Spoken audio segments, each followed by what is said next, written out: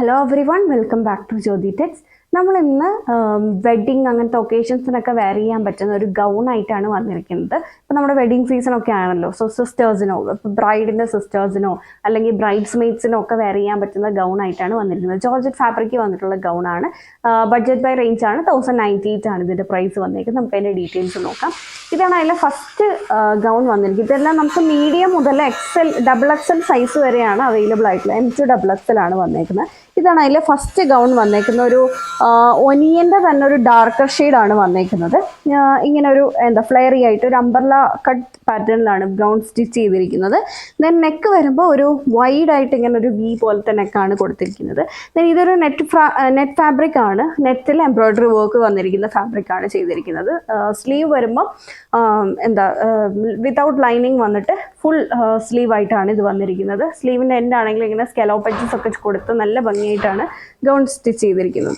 Back പോർഷനിൽ ഇങ്ങനെ സിബൊക്കെ കൊടുത്ത് സെറ്റ് ചെയ്തിരിക്കുകയാണ്.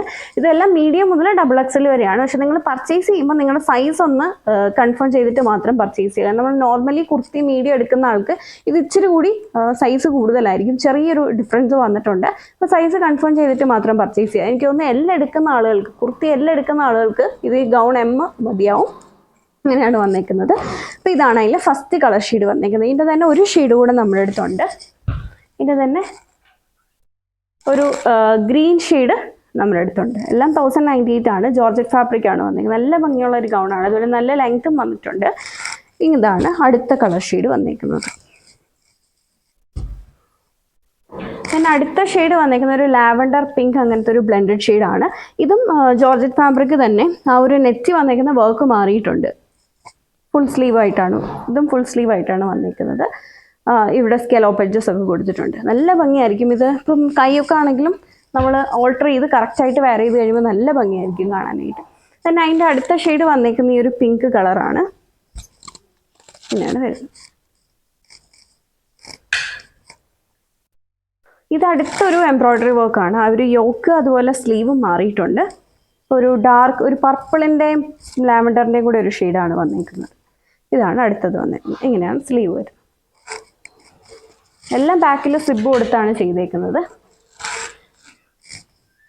പിന്നെ അടുത്തത് വന്നേക്കുന്ന ഒരു ലൈറ്റ് ലാവൻഡർ ഷെയ്ഡാണ് വന്നേക്കുന്നത്.